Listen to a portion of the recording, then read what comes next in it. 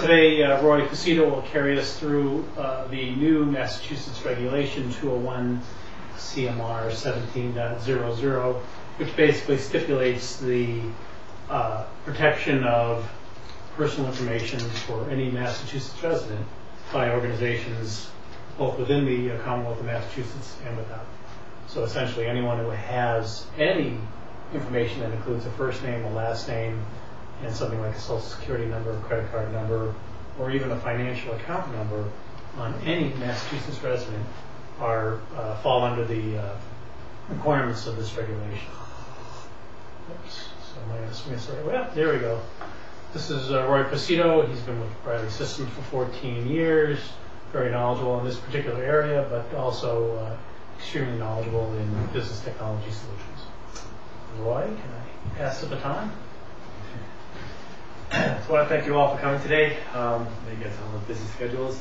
Just a couple housekeeping items. There's a fire escape right outside the door to the left, and the restrooms. The men's room is right over here. The first door on the left, and the women's room is right around the corner, also on the left. All right. Probably won't be in that long, so. Okay. This is what we're going to be talking about today. We're going to start off with an overview of 201 CMR 17 and talking about some of the background, how the law came about. We're going to talk about some other laws that supplement this law, both on the state and federal side of things. And then we're going to talk about why this is important to your business. And Gabe just mentioned what is actually considered private information, but there's a slide on that as well, because that's probably the key point of this whole presentation, is being able to identify it, what the risk is, and then how you're going to mitigate it. Then we actually get pretty granular, getting into the requirements for the law, and the main one is that each and every company that deals with Massachusetts residents' personal information has to put together a comprehensive written information security program. So there's going to be a number of slides on that, kind of walking us through what that actually involves. And again, I already mentioned risk and mitigation. We're going to talk a little bit about that. We have a slide that kind of puts together some thoughts that we have of how you might walk through that process. Again, you can do what you feel is best for you, but this will at least give you a roadmap to get started on putting your written information security program together. And then we're going to talk a little bit about how we might be able to partner with you, mainly on the technical side, and we're going to end with a Q&A session. And at any point, if you have questions, feel free to ask. Okay, so a little bit of background information. If you look at the first two lines and you add up the two numbers, the 45.7 million and 4.2 million, you get about 50 million credit card and or debit cards that have been compromised just through two security breaches. TJX runs TJ Maxx companies, as well as Marshall's, and Hannaford's is a grocery chain. And shortly after TJX had the security breach, Governor Deval Patrick signed into law MGL, which stands for Mass General Law 93H, which was sometime in 2008, that requires companies to notify the state and the residents that have been adversely impacted by your security breach. And when I say you need to notify the state, it's the director of the Office of Consumer Affairs and Business Regulation, as well as the Massachusetts Attorney General, and then the residents. You need to know what was taken, so you can basically send out notification to all the residents who have had their information compromised. Since that law has been passed, there's been over 320 security breaches been reported already from companies that have affected Massachusetts residents to the tune of 625,000 people. And that number's climbing, because that's actually a statistic done about a month ago. Cisco Corporation and Deloitte have done studies on what causes security breaches. And one of the biggest reasons, 3 out of 4 are human error. And most of them are laptops or hard drives being stolen. And in those thefts, there's either no password protection or no data encryption on those drives. Okay, I just mentioned 93H being notifying of a security breach. A second phase of that is MGL 93I, which was passed last February, and it walks through the requirements for destroying personal information, whether it's on paper or electronic. And then there's several others that are either on the national side, HIPAA, which is health, and then red flags rule, and Graham-Leach-Bliley on the financial side. The red flags rule you're probably all familiar with, and that's basically if a credit card company picks up on some kind of odd usage of your credit card, they're probably going to call you and say, hey, did you just make these several purchases overseas? So those are things that just are coming into place right now to help prevent identity theft. Also, documentation retention laws have been on the books for years. There's OSHA, there's ERISA, there's the IRS. Just for example, the IRS requires you to keep tax records for 4 years after the due date of the tax. So how does that apply to 201? If you're required to keep all this information over the years, now you really need to be able to protect it, and you have to identify all the areas where it resides within your organization, whether it's in hard copy or electronic format, and then put the proper safeguards into place. Okay, so as I mentioned earlier, the Office of Consumer Affairs and Business Regulation, they actually issued this law back in September of 2008. It was initially going to take place on January 1st, 2009. That was then subsequently delayed to May 1st, 2009, and just recently, it's as of within several days, it's been bumped now to January 1st, 2010. And my feeling is it's not going to get bumped any further. There may be some modifications and some clarifications in the law about how to do certain things, but that's probably going to be about it. The last change came about after a public hearing in Boston on January 16th that Paul Korsch and I had attended. There was a lot of advocacy groups that represent different employment groups like Health and Human Services, retailers, things of that nature, and basically they were saying that there's not enough advance notice about this, there's not enough word that the law is coming about, it's too hard to implement, it's going to adversely impact very small companies, so on and so forth. And a lot of times there's a similar law in New Jersey that came up over and over again that had maybe a false start, but then when it was ultimately put into law, it actually was done quite well and quite comprehensive and very clear, and people were saying, please model it off of the New Jersey law. So there could be some more changes coming. It's hard to say exactly what.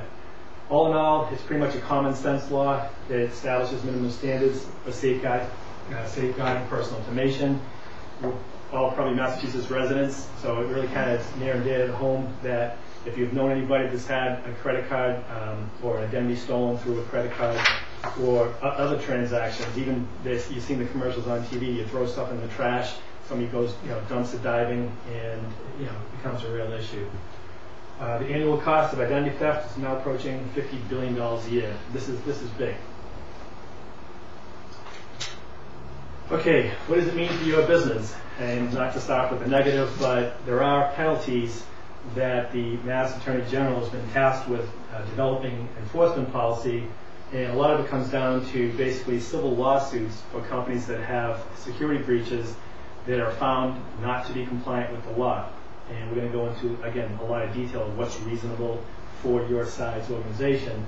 But just real quickly, 93H, I mentioned this, the failing to notify the state that you had a security breach can be a $5,000 fine plus any litigation costs and so on and so forth. Failure, if you have a security breach and the Attorney General comes in and looks at your organization and says, this is after January 1st, 2010, of course, if you don't have a written information security plan, you're going to be, for starters, starting off with a $5,000 fine. Then we're talking about another 201 CMR. You have to obtain written certification from third-party vendors that you share personal information with. That could be the bank that you do your direct deposit with. That could be the financial institution that you have your retirement funds with. It could be your IT provider, like Riley Systems, where we have access to all the data on your system. So obviously we're going through the process to become compliant at the same time you are, but you're responsible to make sure that everybody that you have this exchange of data with, and it's typically going to be either via mail or over the internet or email, you need to know that they've gone through this process as well. Again, these dates always keep on changing, but right now it's January 1st, 2010. And lastly, the second phase of the Mass General Law 93I about how to dispose of documents that contain personal information. For example, if you had 10 employment applications that include a first name and last name and a social security number, and somebody said, oh, these are old, let me just throw them in the waste paper basket, and then that got found to be the cause of the security breach, there's $1,000 right there. It's a lot more than the cost of a paper shredder. Okay, continuing on with why this is important to your business. Okay, there's a lot of different ways that information can leave your company. Folks that have to do work at home or on the road, they're going to put a report together. They're grabbing information off the file server. They're putting it onto a laptop, or they're downloading it to their home machine, working on it. You need to be aware of how that might come about and put proper safeguards into place. Just the whole area, which we've been hearing about for years, opening email attachments from unknown sources. That can unleash viruses, trojans, worms, spyware. I don't know if you know, but the most malicious piece of spyware is a keylogger, that they can watch every keystroke that you're entering. Well, there's your username, your password, and whatever you have access to on your network, now they do. So you want to be, have your employees be very much aware of that as well. Leaving passwords where they can be found, again, really kind of common sense, but if you walk through a lot of companies, you look at the bottom of the keyboard, there's the password, or it's their dog's name or their birthday, or they have it tacked right on the cubicle wall. Oops, did I just do that? Okay, leaving laptops where they can be stolen. In a car that's unlocked, airports, restaurants. I heard a statistic that a laptop in the United States is stolen every 58 seconds. So, that's huge. So again, what we're talking about here is really raising your employee awareness that identity theft is huge. Protecting your personal information is really part of their job. Okay, again, this is probably the most important slide in the whole deck, and it talks about what constitutes personal information, and it's first and last name in combination with any of the 4 categories below here. So a social security number. A lot of times when you employ somebody, you have to take a copy of their license. Where is that being kept? Any kind of debit or credit card information if you into either e-commerce or any kind of retail business.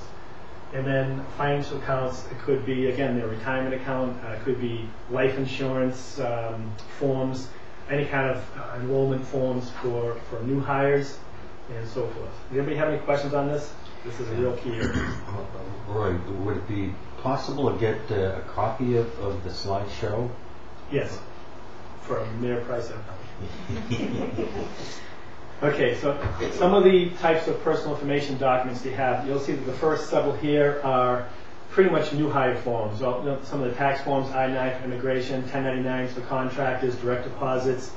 Again, I already mentioned photocopying driver's license, employment applications, insurance forms, retirement forms. If you have direct deposit or just regular payroll records in your own company, who has access to that software? Where is any paper records being kept? Are they, under lock and key? Again, credit card and debit card information. Okay, identity theft 25 years ago was really huge, and even 10, 15 years ago was really huge impact to an individual, because the government authorities and the banking institutions, it was so new that it's almost like the person that had their identity stolen was not believed when they said that, this is what's happened to me, and I didn't make those purchases, and I didn't buy that house, but it's in my name. And it really adversely affected people's lives in a huge way.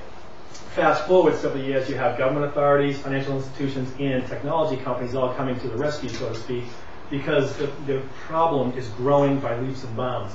And there's also a company called LifeLock, and there's several others that do the same thing, and they protect on the consumer side.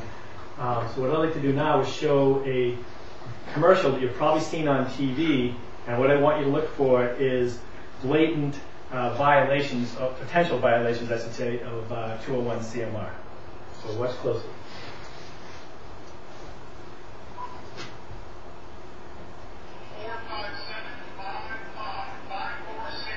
If you've ever worried about identity theft, it's time you got to know LifeLock. I'm Todd Davis, and I'm here to prove just how safe your identity can be with LifeLock. That's my real social security number. You're nuts, man. Can you believe it? Leading the way in identity theft prevention, LifeLock helps keep your personal information safe, even in the wrong hands. This is crazy. If anything happens while you're a client of LifeLock, we will cover all losses and all expenses up to $1 million. You're going to protect me for $1 million? Call now or visit our website. Guarantee your good name for only $10 a month. You'll also see a huge reduction in junk mail and pre-approved credit offers. No junk mail, sign me up. We aim to stop identity theft before it happens. For security, peace of mind, and protection, call now or go online. LifeLock guarantees your good name. Thanks, Karen. Yep. Okay. I hope you were paying attention because there was 3 potential violations in this video clip, and anybody who can get all 3 is going to get a gift certificate to Dunkin' Donuts for $10. So, anybody want to take a stab at it? Pretty easy. Can I guess?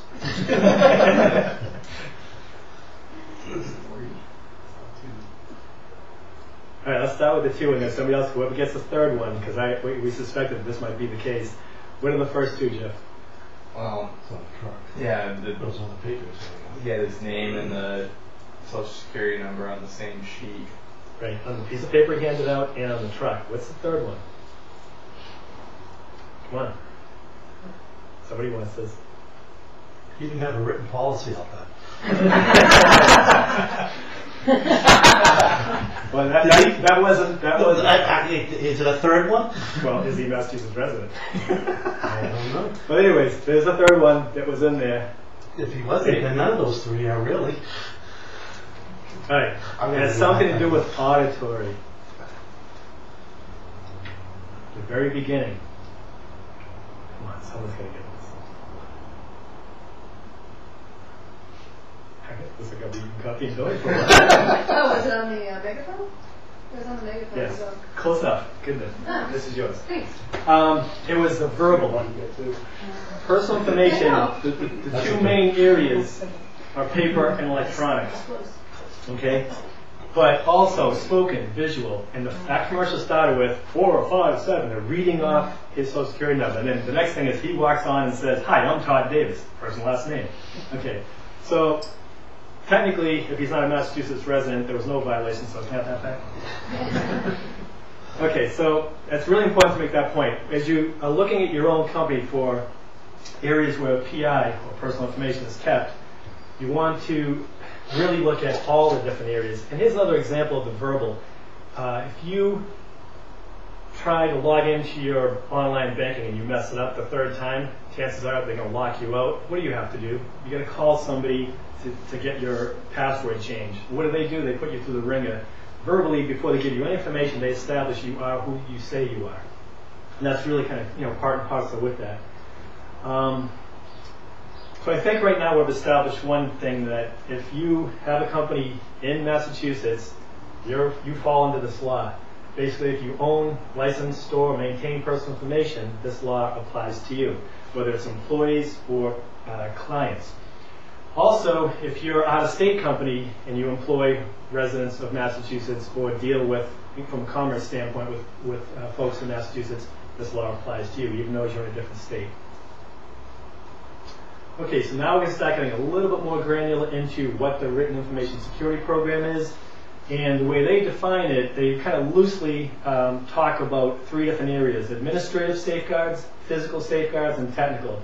Administrative is going to wrap itself right around, implementing the Written Information Security Program, monitoring it, and making sure that the employees are trained. Physical could be something as simple as employee badges, physical cameras in areas where this PI might be, whether it's a file server room or a filing room, or physical locks on filing cabinets where personal information is kept. And then the technical side is going to be more the computer side. And the way we look at this, most companies are going to handle the administrative and the physical on their own for cost reasons. And the technical is the one area where, if you don't have a large IT staff, you may end up partnering with somebody like Briley Systems, because this is an area that we can really help you identify and mitigate risk. Okay, according to this law, these are the criterion for what is considered reasonable. Okay, so a company that is 500 employees, deals extensively in either healthcare or financial services. They deal with a ton of PI, and they have all kinds of resources available to them because of their sheer size. They're going to be held to a higher level of scrutiny than a mom and pop shop that's selling flowers and really doesn't deal with a whole lot of personal information. Okay, so ultimately the point you got to keep in mind is that the responsibility, loosely veiled liability, really lies with your organization. If you have taken the necessary precautions and put the necessary safeguards in place, you have your written information security plan in place, and there is a security breach, basically, the government's going to look at it, who you are, what you've done to put safeguards in place, and are they reasonable? If they are, you're probably not going to get the heavy hand, and you're going to avoid a lot of those fines, and life's going to be a lot easier. Any questions? Okay, now we're going to start walking through some of the actual requirements of the law. And the first one is you need to designate one or more people to create the program, implement it, monitor it, and maintain it. In a smaller company, that's probably going to be the owner and one or two key individuals. In a larger company, it might be a chief information officer or whoever they decide would be best. The next line here, identifying and assessing internal risk. This is really what this is all about. Again, going back to the previous slide, what do you feel is reasonable for your organization? I would recommend that you may want to have somebody come in externally and help you with the process of identifying your risk. Reason being, if you miss several things, again, the liability is still going to be yours. If an outside expert comes in and helps you determine or assess what those risks are, you might come up with a larger list of safeguards to implement, and you're going to be a lot better off in the long run. And again, it's all about training and raising employee awareness about personal information, because that's really what's going to keep you pretty much out of hot water. Okay, it clearly defines that there has to be consequences in writing for violations of your security policies. And if you have a situation where somebody violates one of those and you document that you took some corrective action, whatever that is, and you have that on file, in the event of a security breach, that would come in huge to say that, look, we've been monitoring the process, we've been really managing it properly, we have educated all of our employees, both existing and new people as they come on board, on what's required. Next is terminated employees. On the physical side, you want to make sure you take the key back. On the technical side, you want to make sure that they no longer have access to your local area network. If they have a VPN, a virtual private network remote access, you want to disable that. Their email account, you want to either temporarily move that over to somebody else or terminate the account. Verifying third party, I think we talked about this a little bit earlier. You have, again, until January 1st, 2010 to identify all the companies that you interface with, that you share personal information with, make sure they're compliant as well. Last item, common sense. Look, when you're going through your assessment, look at what your company really needs to maintain for personal information. And if you don't need something to serve your clients, don't keep that personal information in your company. And by all means, don't just throw it in the basket either. Use that shredder. Okay, so identifying different areas where it's going to be. The other slide's going to get more into the detail of this, but this is kind of a high overview. Again, we're focusing mainly on paper electronic, but don't forget it could be visual also, or verbal. Physical access could be a number of different areas. Who has access to certain records on the computer? Does anybody have information kept locally on their machines? Is it stored on the file server where it belongs? Are your backups being maintained properly? Okay, another requirement is that on an annual basis you're supposed to review the security measures, and they don't stipulate a formal audit process, but again here I would recommend having a third-party company come in and just kind of review this with you to see if there's any gaps in your security program. Again, keeping any documentation on any actions taken is going to basically build up your case in the event of a security breach that you've been doing due diligence all along. And then, of course, any post-incident reviews and steps you have taken to improve things. So, say in the beginning you didn't do a really great job, you have some security breaches, you take action to fix those. If you have all that documented, you're going to be a lot better off in the long run. Okay, this word here, monitoring, this is kind of a wide reaching area. You know, monitoring, well, it could be a million different things you're monitoring. Is the training, are the safeguards in place? Are your systems being patched properly? Who has access to where? There's a lot of things to be monitored. And again, that's all going to come into the education piece of training your employees on what your safeguards are, and as they get modified, that they're brought into the loop as well.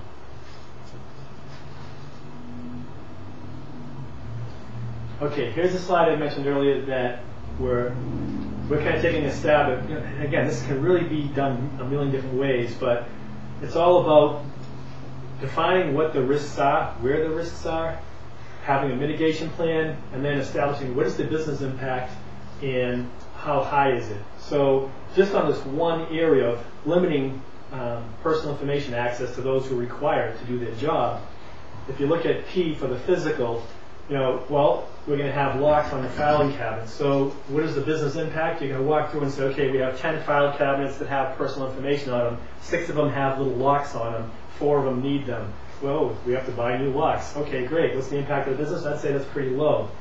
But on the administrative side, to do this, really, this is a whole written plan. This could be your whole written information security plan. And the time and cost to identify all these areas, maybe you, again, partner with somebody to help you do that.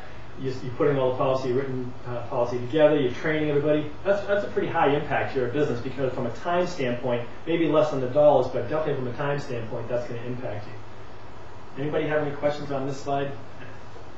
And again, this can be reworked, 10 ways till Sunday, but it's whatever helps you identify a risk and say, okay, what's reasonable for our company to mitigate this risk? Because that's what it's all about at the end of the day.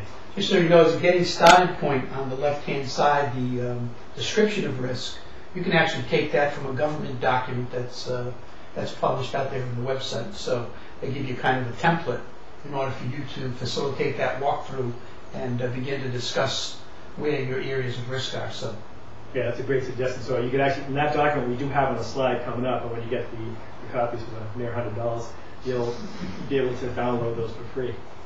That was 1,000. Well, they attended the seminar. It was great. Okay, so this is the point where earlier I mentioned administrative, physical, and technical. The administrative and the physical you probably don't want to handle mainly internally, and the computer side or the technical side, you may want to partner with somebody to work with your IT staff if one exists. So, the first one's kind of common sense, secure authentication protocol. This is basically saying that you have to have a username and password to access the network. I mean, it's pretty easy. This would be on that impact to the business, a pretty low thing, but yet really important, because if it wasn't done, the exposure is huge. Other security measures would be passwords. You've probably seen a lot of articles on the internet about what constitutes a strong password. And some of the things you'll read in those articles are having, so many characters, 10 or more. The minimum that usually I see is 6 to 22 characters. Having alpha and numeric characters, upper and lower case kind of mixed in there. Have the passwords changed every 30 days. Healthcare companies are required to do that by HIPAA. The 3 tries and you're out is a great one. If you try a username and password, you mess it up after the 3rd try, you got to contact an administrator to get in. How big would that be if you have a company where a lot of people are floating around, there's no ID badges, and somebody just kind of happens to plop themselves down on a machine trying to break in to the network? Security settings for web browsers, for operating systems. With all the different operating systems, Vista, XP, so on and so forth, the security settings are in different places. Having a company like ours come in and know what they're doing and set those safeguards properly is going to be huge. File sharing at endpoints of your network, all your workstations, and particularly your laptops, to have file sharing disabled. Screen locks is another big one, especially in a company where people it's more public oriented. Somebody gets up from their desk, walks away, forgets to turn off the machine. If your machine's set to turn off within a few minutes and requires a username and password login to bring the screen back up, that's a great safeguard to put into place. Logging out, restarting systems at the end of the day. Notice I didn't say turning the machines off. Here at Briley Systems, we have system security agent software that we deploy, and as long as the machine's on, you can log out, so you're safe from the cleaning crew or whoever's second shift or whoever's walking through your building at night.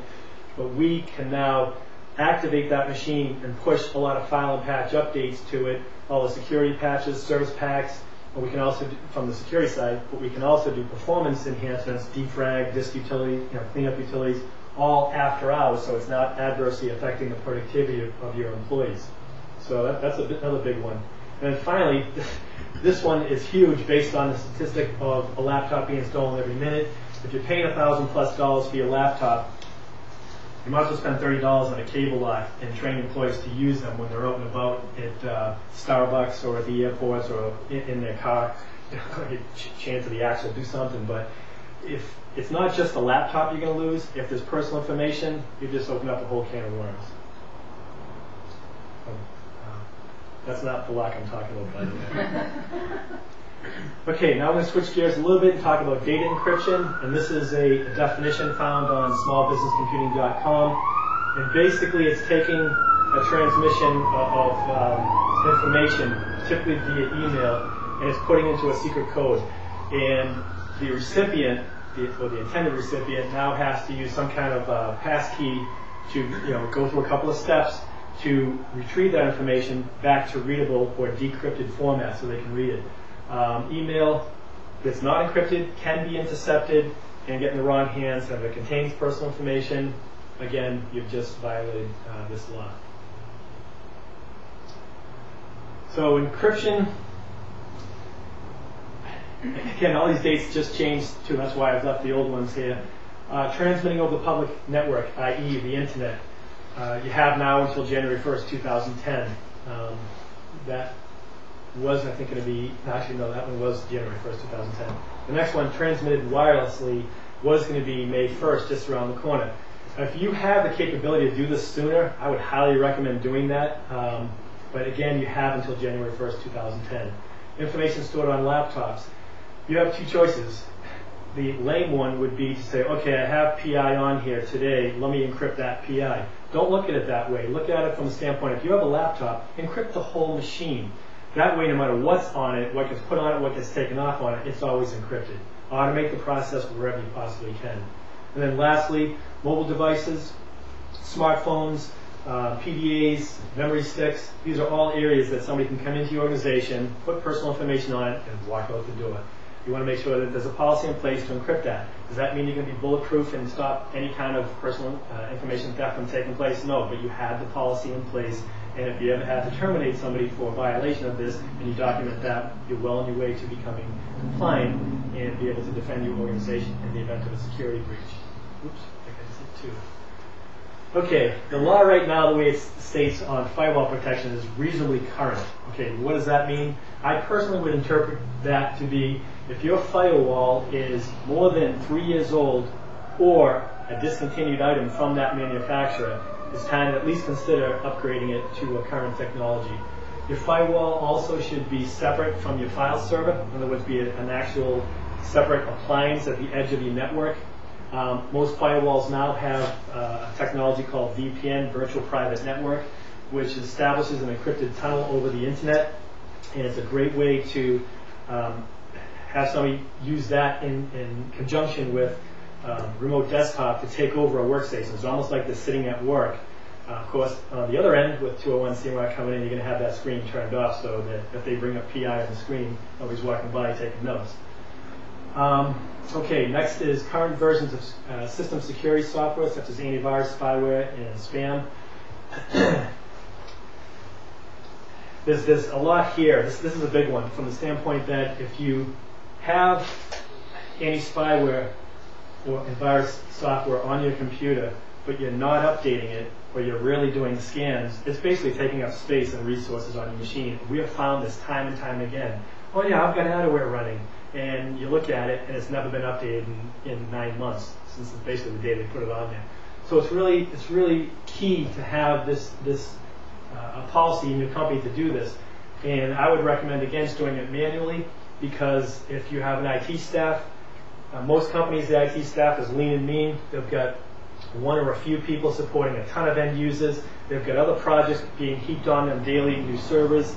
We want a remote access solution. We need this, we need that. And this tedium of going through and updating, making sure that virus definitions are being updated and scans are taking place on a regular basis is something that can fall by the wayside. And if it falls by the wayside for a while, and you have things like worms that can replicate themselves to machine very quickly, you could really have a problem on your hands pretty quickly. So we would recommend outsourcing that to a company that can monitor the process and push all file patch updates at night, and basically everything, again, is automated. So that goes back to what I talked about before, the agent security software.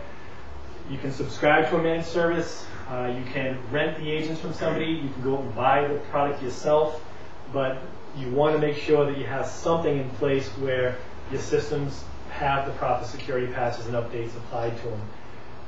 You also want to make sure that that is an ongoing monitoring process. So if something gets disabled by an end user or just by a glitch on the system, that somebody notices it and puts it back on and gets it back to where it's supposed to be. And lastly, if you do have a managed service that you subscribe to, make sure that they're giving you management reports and letting you know how well your systems are being patched.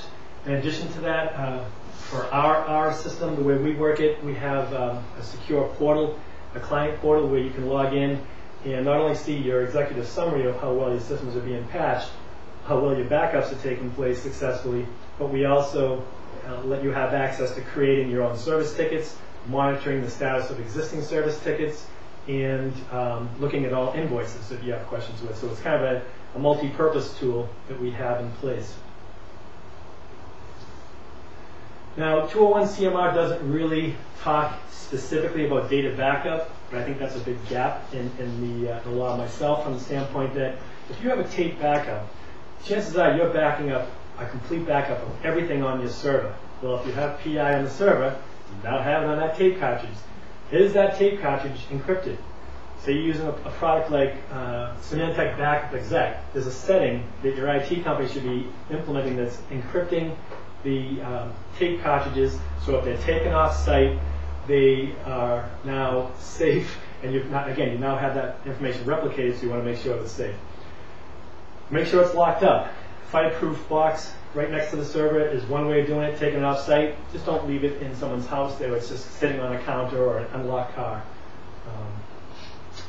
Also, another alternative to tape backup would be online backup and disaster recovery services. We also offer that, and we have a secure encrypted tunnel where the information comes across the internet, and we have taken the proper safeguards to secure the information on this end as well.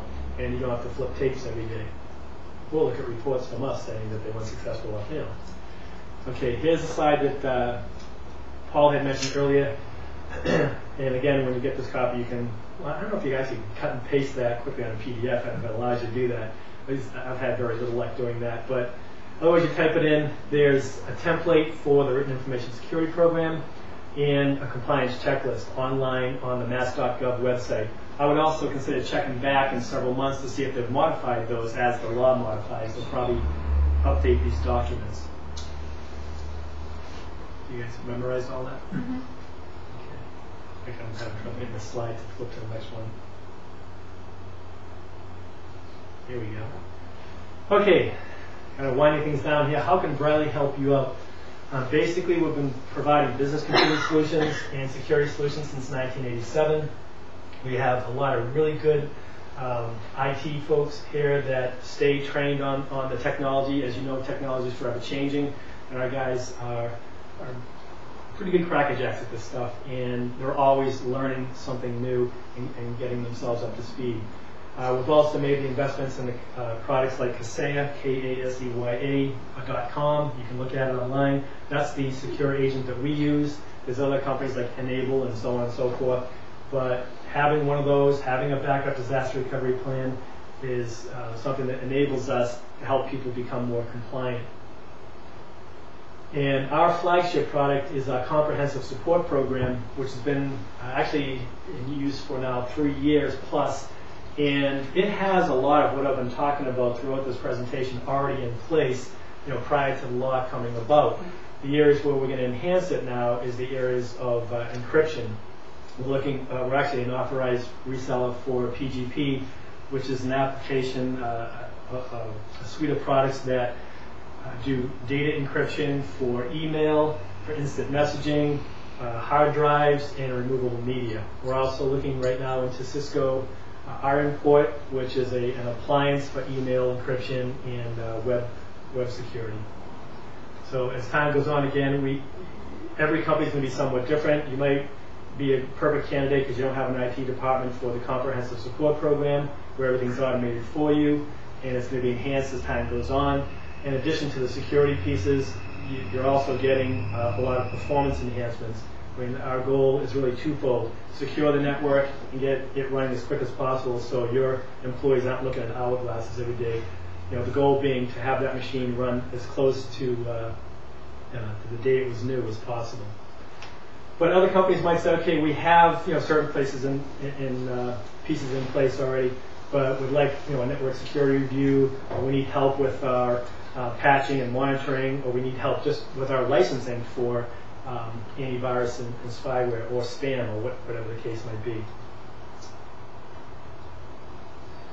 Okay, I would also welcome you for free consultation to talk further offline about what your company, where you're at right now, where you might want to be, and if anybody's interested, would love to have that meeting with you. And again, I want to thank you all for coming. Yes, we go to Q&A. So, fire away.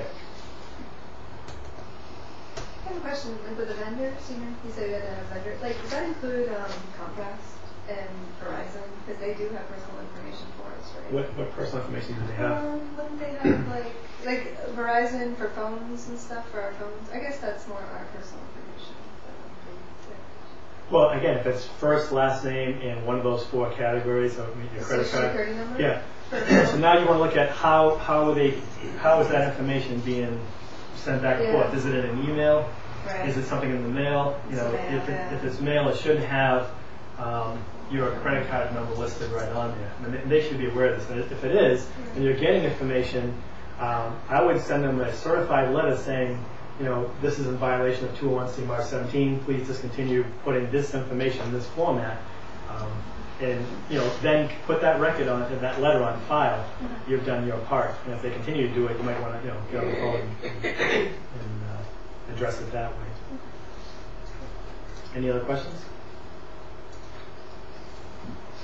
In talking with the third-party vendors, do you need to get written information from them that they're compliant, or just? Yeah, and that's something that actually 201 CMR is a little bit vague on, but essentially what you want to do is have written certification that they have their own written information security plan in place.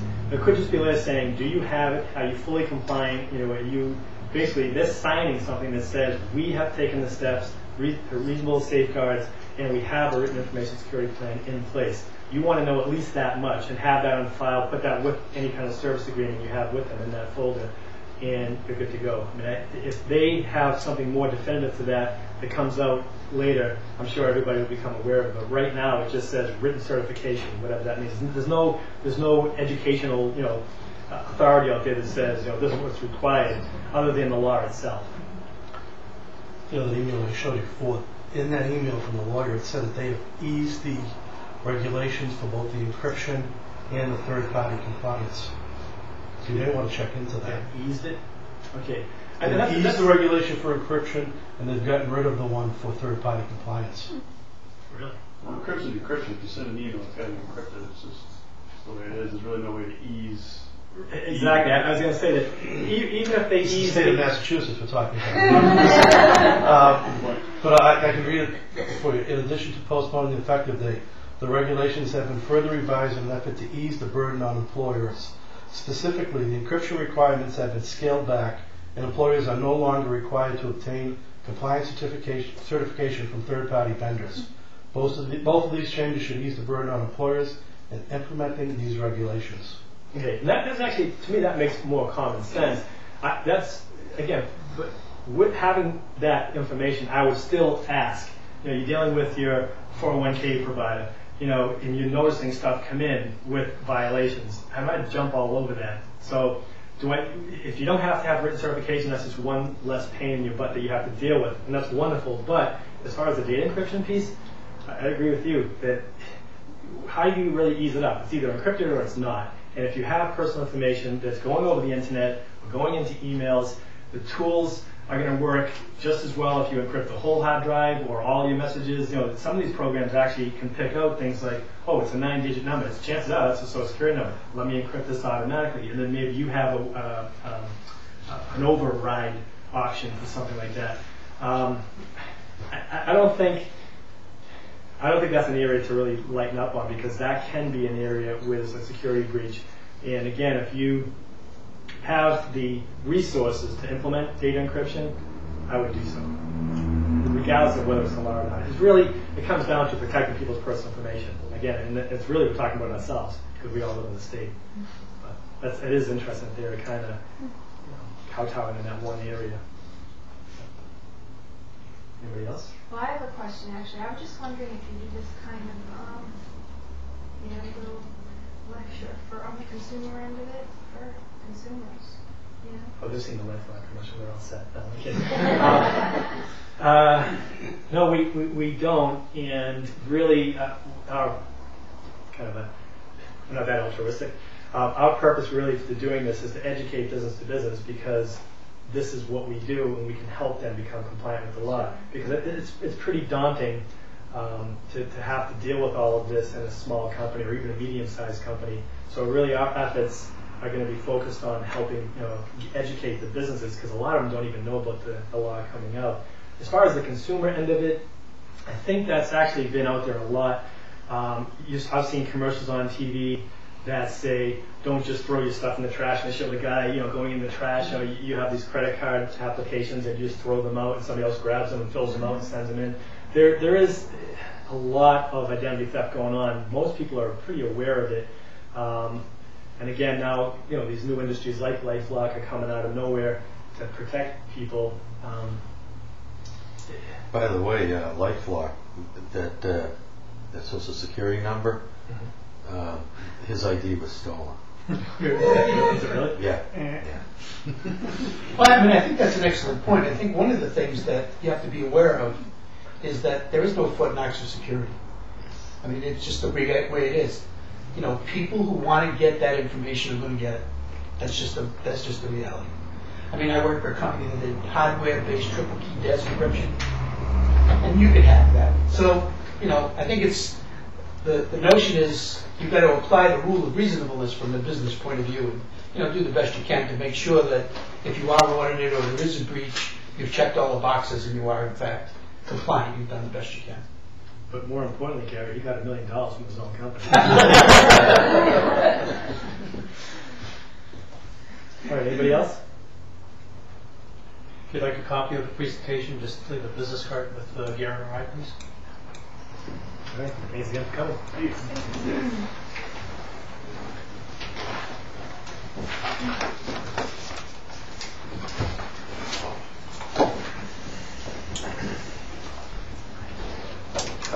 Good job. Thanks. Thanks. You're right. That's huge. Good job. I'm still marked. You know what? We have to change it for a month, so we're going to send it, and if you want to share it with them. You want to take care of it? Yeah, Sure. That presentation conversation. Knew that there was a hard thing. Yeah, you'll be contact them. So, and even this year, there's some changes already made. Well, yeah, but how are you going to know who you are? So I have a driver's license. That isn't secure. Sure. I'm not worried about security. Okay, great. Just a reminder that we're good to go. All right, thank you. Okay, so you're already well You into. probably have that at some point. Right? Let me say about that chance too, so. Great. I do know. There's coffee and donuts and muffins out on the way out there. So you'll actually write the actual one. Just creating a story about to say, these are things I want done. Not a lot of those models. Mark had on the CSP, the home machines. I might get, if he was already that, to say agent on there, we can probably do a lot of that remote. Does he have, I'm sorry, Does he have the machine covered? Some of the little tweaking here and there. Like, sit one there, I don't know how to ask. yeah, that's not that because he does most of it we can just do remotely, and it's probably already being done. Thank you. And we'll just do that as a spot check. I don't have fire. Oh, really? I'll take it down. Remote and on-site labor, and basic include. You want us to come down and we're talk to you and verify. Yeah, I know. As everybody's. Yeah. So we can come down. Yeah, I was gonna say. No, you can write all about that. So we just need an email, business. Email pretty much, if you want to leave a phone number, that'd be helpful. And I know that, Probably You know, I just do- your first name and see what we can do to help you. I know that, we're just a little nonprofit. Oh, yeah. David knows. Oh, So, good luck to you. you know, I'm not sure what's going on with it, but, Do you know error messages? no, I don't remember, and I'm not sure. With hardware, it might be that you have version 2008 and the message is coming up and saying, do you want to download the anniversary edition? Is it that? No, Okay. no, it's just very useful. Has your name? Yeah. Or you pass it. Name is spelled right. Okay. And your social security number. Okay, they're ready. And I'll ask him what he has. A little button to press to verbalize Yeah, it. Right, hit all the boxes at one time. Yeah, one time. Kind of like those this, Greek guys and you open then up you can just start singing call, or say, look, I just want to something. figure out this. We're not going to do a, we're going through that right now. We have to go through kind of a rolling process of